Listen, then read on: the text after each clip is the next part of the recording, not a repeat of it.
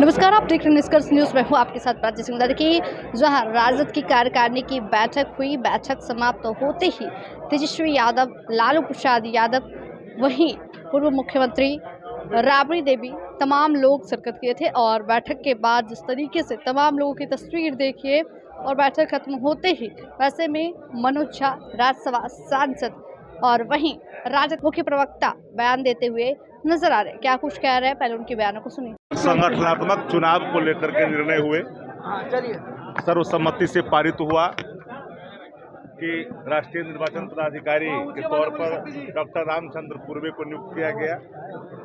संविधान में कुछ चीजों को बदलाव करने का प्रस्ताव लिया गया। हर तरह के निर्णय लेने के लिए तेजस्वी यादव जी और आदरणीय लालू प्रसाद जी के अंदर ही ताकत निहित किए गए। वो सिर्फ और सिर्फ आदरणीय लालू प्रसाद जी और तेजस्वी प्रसाद जी अंतिम निर्णय लेंगे।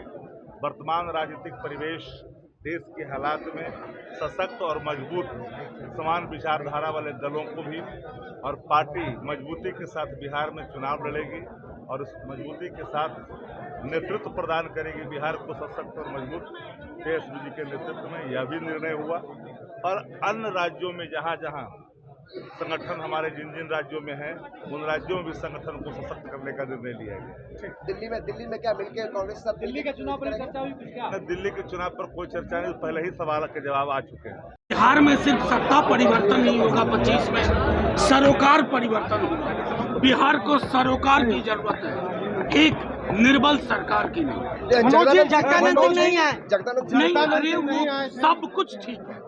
सांगठनिक चुनाव की घोषणा हो चुकी है, मुख्य निर्वाचन पदाधिकारी बनाया गया है रामचंद्र पूर्वे जी को।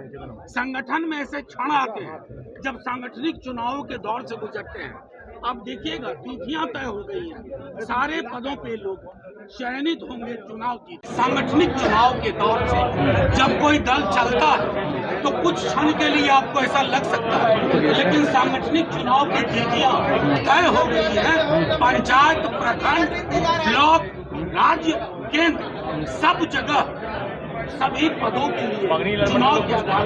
तो आपने साफ तौर पे सुना उनका कहना है, जिस तरीके से तमाम बिंदुओं पर बात हुई है। और वहीं गैर मौजूदगी, अगर बात करें तो जगदानंद की गैर मौजूदगी, प्रदेश अध्यक्ष के गैर मौजूदगी में ही ये बैठक हुई थी। और बैठक के कई मायने निकाले जा रहे थे। और जिस तरीके से कार्यकारिणी अध्यक्ष की भी चर्चा हो रही थी, जगदानंद के भी सवाल पर साफ तौर पे इस तरीके से तमाम बिंदुओं पर जिस तरीके से चर्चाएं हुई है। लेकिन आगे क्या कुछ होगा, ये भी देखने वाली अहम फैसले होंगे।